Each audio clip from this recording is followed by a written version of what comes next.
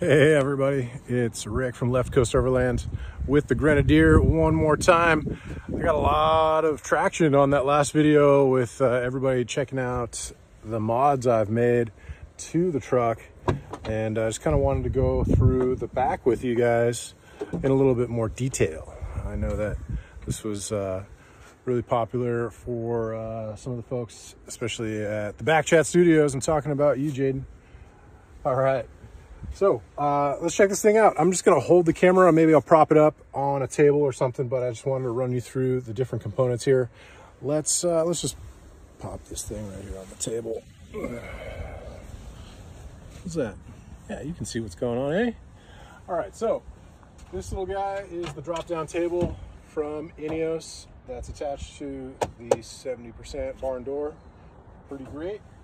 I've also got the Drifta system that I was kind of just briefly showing you last time. This right here is the pull-out drawer, and it's got a little divider that picks up, has a little bit of odds and ends, and then I mostly just keep everything in here that I kind of want all the time. Coffee kit, some paper towels, stuff for fueling, like running a super siphon or the adapter to be able to run the high flow Bowsers out in the outback here. Unfortunately, Ineos, this one's for you guys for your next version 2.0, I guess, make a bigger fuel adapter. The fuel adapter that you've incorporated is too small for much of Australia. I digress. Continuing on, we have the Drifta fridge slide right here. This thing's awesome. It pulls out really easy, locks in place really solid as well. And I've got the ARB 69 liter dual zone. Right now I've just got it set up as a single zone because I'm only on an overnight out to Canunda. That's where I'm at right now. Lovely, beautiful sand dunes. You might be able to hear the surf in the background. Nobody around. It's a pretty awesome day. What else have I got in here for you? So I keep a few of my odds and ends in the Wolfpack Pro boxes. This one's labeled kitchen with a big K on it. Makes it easy. Typically I have my pantry box as well in here, but since it was such a short trip, I don't have that much food with me. Everything was just fine in the refrigerator. I also have up top behind the awning, you may be able to see it, my barbecue. I've got a fire burning over there in the fire pit that's provided by the campsite. May or may not use my barbecue right now. It's just going to sit up there. But this right here is the fine addition that I just got in the last week, and I just kind of wanted to show everybody that.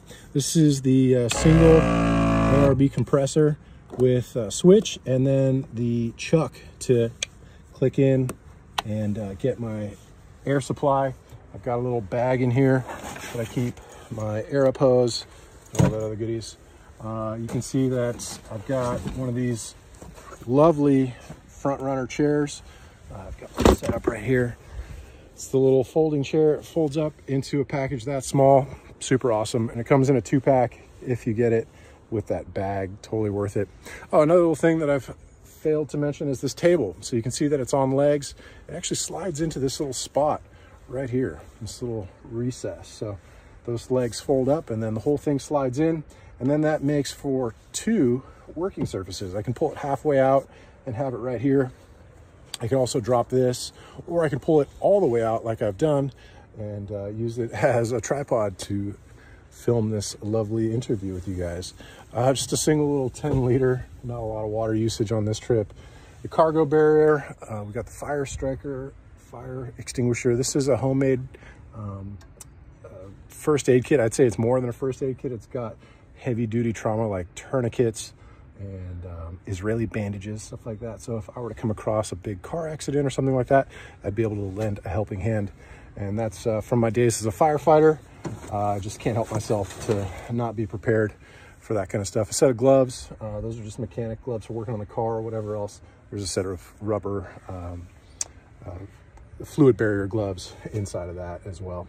Over here you can see I've got the snatch strap, 12 or 15,000 pound or kilogram dynamic rope as well, and then another little wing. So these little wings pop up. There's some crap on them right now, so I'm not going to pull them up, but really handy to get the compressor in on this side And then on this side, I've got a Anderson plug that goes to my battery. I've got the dual battery system here. And then it also allows me to store some extra things in there that would be like really unnecessary for everyday use, maybe things that only get used once in a while. So I'm still kitting things out and kind of sorting it out. Honestly, these are still just shakedown trips. I'm not ready for a big long trip yet, but we're getting there. And like I showed you last week, we've got some of the goodies on the outside of the truck. Got that extra fuel carriage. I've got my 270-degree awning open today. This thing is awesome. It really casts a lot of shade, or provides for some rain coverage for the swag and everything else on a wet day like today. And then we got the Max Tracks over on that side. So again, work in progress. Another thing I've been kind of dreaming up is this little system right here. So I've got this little bag and I've thrown some magnets into there, and then it makes it really handy. It just clicks in. Instead of being molly, like you see that how it's got these molly loops. A lot of people are using those molly pouches and weaving them in. That's cool, but it makes it too permanent in my opinion. And then when you've got this thing down, you've got a bunch of bumps here. It makes it kind of uneven to use as a working surface for your stove and things. But right now, this bag just kind of clicks in and out because of those high strength neodymium magnets. So if anybody's interested in one of those, it's kind of my little side hustle that I'm dreaming up. So let me know what you think of it, and maybe we can make it a product. A little zipper bag. As you can see, I've got a fork in there, testing it out. All right, guys, let me know what you think. It's my pleasure to bring you guys out here with me on these little trips. Like I said, I'm getting geared up for something big. I really would like to do the Simpson Desert, Canning Stock Route, and some other of the rather large tracks that Australia has to offer, but still wanted to make sure that everything's fine-tuned before I go committing myself to a big long trip like that with such a new vehicle. But so far so good. I've thrown out a few other interviews about the Grenadier in previous videos, just talking about little things that have come up. Honestly, it's awesome. It's an awesome truck, so definitely buy one if you are in the market for it, and then kit it out just like me. If you have any questions on how to get yours set up like mine is, shoot me a direct message or just down in the comments, and we'll chat it up like we do with all the other patrons. Alrighty, guys. Well, it's been a pleasure. We'll chat with you next time. Australia.